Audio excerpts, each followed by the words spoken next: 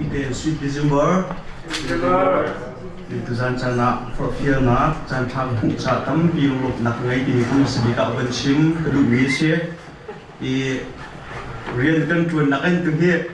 I phone le internet le Facebook kan zau si sia chun sweet December ti le chado do nak kan ong chok na te en real ton ni po chain chun December la zon kan hal khau sa sai law asna te tu zan cana amino pon hazat nandak chua alum la sa te in sweet December kan dong khon hai thin long khipun dam pin hong thane I ma han ne rian ak tai ni vial te rian ak ne ni vial te kha tu chun thajang thar lop nak thar nangam nak thar hon mu than ki mi kha sibi ka hon sim ga du mi ase alai in tu zan chan akan hui tu mino upan za pi te chung zonga lop nak tam pi ka ngai ti mi kha hon sim ga du mi ase upa tuan tim na foi lo tak tak mi ase chun Pikachu alai in real tuan nak ram nasi real tuan cheukan sitika ifun to mahar ngai thajang chu cheu ahar ngai asna ten thajang chelo ten lungdong lo ten nan kan hruai haban tukun asung loi tuk mi chan than ha nan kan man pi kho mi ka hu tika hin kai mapum bak ro mi ka lom tuk nan chunga se ser chok kho mi ver te chunga se se mai zonga haban tukin thajang kan chu pe ko lo kan zum pe chin ka u ti mi kha rung nak vi han chim pa hon for feel pa kaduk mi se tu zan he yen se Central Baptist Church kan ma ko ram akan hrui tu kan boi le kha ka hon som ve na tu zan ka pakwa mi no pum lai ye zai ti sim na rak ravi ka u ti khan ka tin ar rat kan dum tuk ve rak mu na kan du tuk ve ti khan ti tu zan he akan sin an rak ko mi nong pathum men si chungalung lop nak tam pi kan ngai chun can you please stand up Sister Mary and Jin and brother okay kaduk be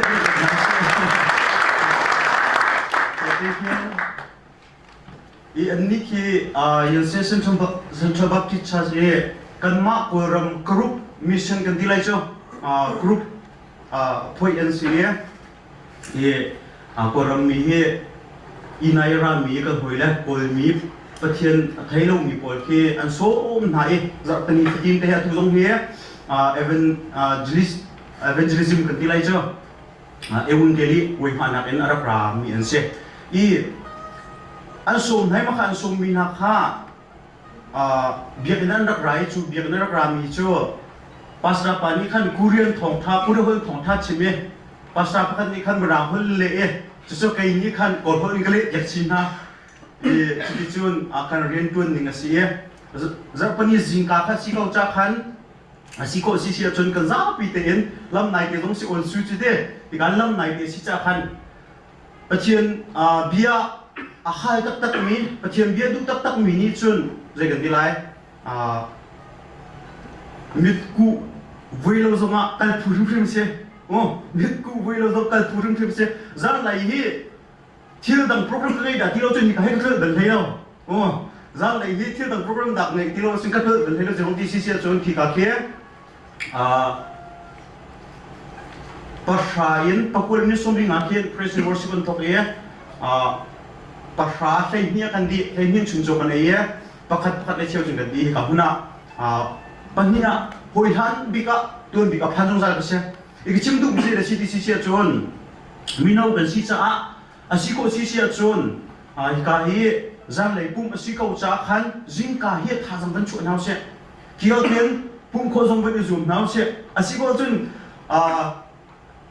kuria hol in rang hol in lai hol kol hol li har tu cha akan le pya khomi si sia chon kuria hol direct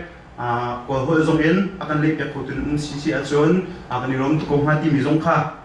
anma lei sadu tha asi chu cha chu zong chu akan chang kal nak te bonten tha ka du mi asi kan president ni khan kan blazer khan for fear na toi ten ngai lai thau tha na chim lai lo ti se thau tha na chim lai lo for fear na toi te lo ngai lai ti se atu hi Mini pangaka panga lo ka ngai aching ku minute panga ni tra lo ka ngai panga sandrat daga di chang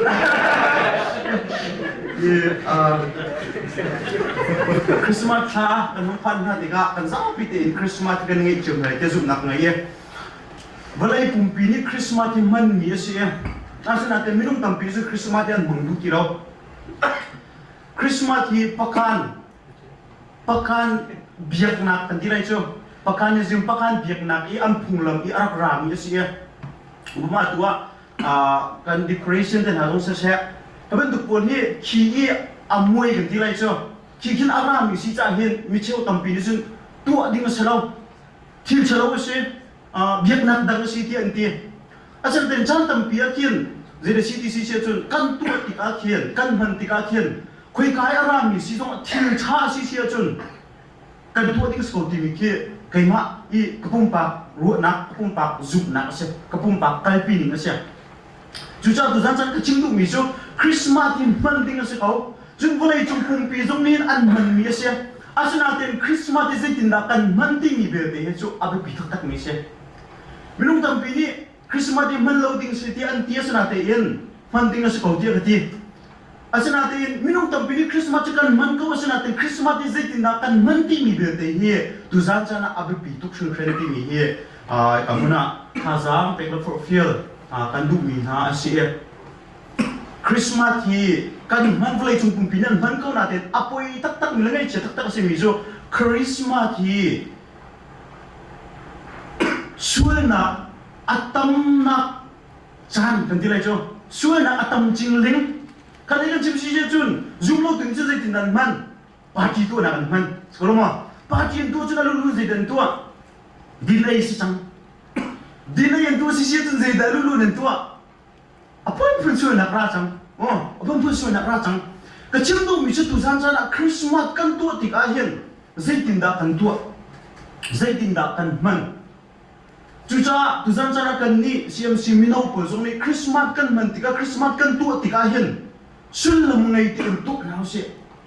Christmas kan man sa ni valai pinyan man I suana kar na taksa dirip nak mu nak mi ni an man ban tu kan ni ni tu san chana Christmas ye mong ve na lao si ti mi tha sang pe ko feel ka du mi se chu cha tu san chana ko pa ti pa thian dian tha sang pe ko feel ka du mi so mi film mi na ni Christmas an man da ni kan ni CMC mi nau na zong ne kan ni zoom tu na zong ne Christmas ti mong ve na si ti mi he tu san chana tha sang pe la ko feel ka du mi se chu chun mi film po ni se ti na Christmas ti an man ka thek tuk mi se minung tam pini chun pathum tian te ache pa ti chun pathum cha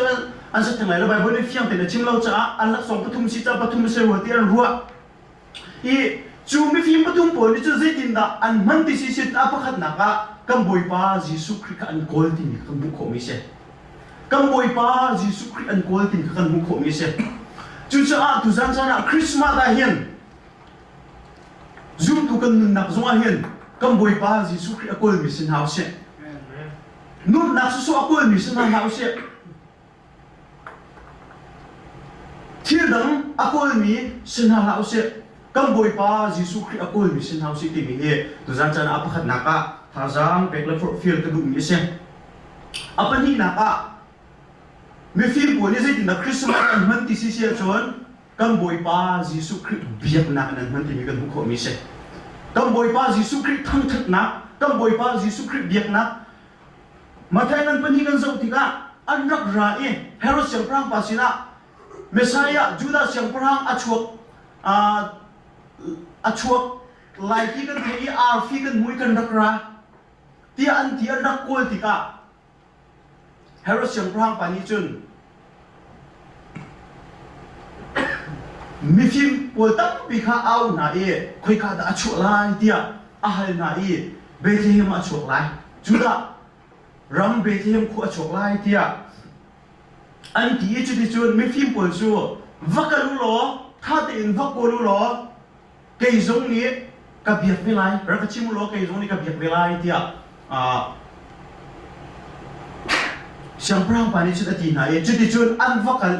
nau te chu an va hu an va biak tin khan hu kho mi se chu cha tu zan chan Christmas hi apan hi naka Jesus Christ kan biak Jesus Christ kan thang that sana mang nau se tu zan zonga lom tem pathian kan thang that na asung loi to pathian thang that na ki asung loi mi lo pathian thang that na ki acha mi lo pathian thang that hi ngam nak zong se dai nak zong se lok nak zong se tai nak zong se chu cha Christmas ta hian tu zan sana pathian lung lo te thang that nau si ti mi kha tha jang pe ko for fil ka du mi se apathum na ka ran nak kan lai apathum na ka lak song an pek ti kan ko mi se mi fim po ni ka boy pa Jesus Christ ka lak song an pek ti kan ko mi se tu na ya lak song kha kan nak pek chi le te zum nak ka ngai ye i ka boy pa Jesus Christ ni hin kam ya mi kam pathian ni kam boy pa Jesus Christ lak song kan pek long so kam boy pa Jesus Christ ni hin anun nak ba lak song kan pek anun nak lak song kan pek so kan ni se da kan pek zum za nun na kan pek kan suy nak yo te kan khap di kan suy nak vial te akan tu pek di minung chu asul lo mi kan lo tu zan sana misul lo te kan se arami vial te misul long te kan se mi chamba long te kan se mi kam king lo long te kan se asuna de asung lo tum chi de se chu kan suy nak vial te kham tu dinga chu kan suy nak vial te tu dinga kan boy pa Jesus Christ so hi ble chung arak chu nak chen ni se chu cha tu zan sana chu tu ya kan do tu pathian chu tu ya kan do tu Jesus Christ chu kan ni zong ni hin a cha hin pek lo hin kan ve khong namo sin lo hin kan ve khong namo chu cha kan ti kho tok in minau rian tuan nak a se Christ fa bu rian tuan nak a se alam ki pen tha jang chu in pe nau ji ti zo ka tha jang pek lo for fil ka du mi se atwa biakna building committee ni thong kan than se ko lo ma achong ka zawi adong ngai di aperilo mi ka si sum pe hum naw se kum di lo aperilo mi ka si chun pe hum naw se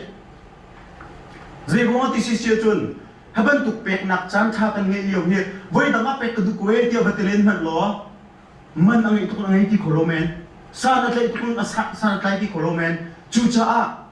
tu zan chana Christmas kan handa ni kan boy pa Jesus Christ sa ipek na in kan ngai ni pek na in kan thinlung pek na in kan chan pek na in kan nun nak pek na in kan boy pa Jesus Christ sa hian kan chan hung nau si lo Christmas ti hung ve nau si ti mi kha tu zan chana toi ten pathian bian tha jang pek la for feel ka du mi si e voi chunga Christmas ti minung viau te ni vlei chung mi viau te an handi chiu yasna ten kan handa ni akha chiu lo e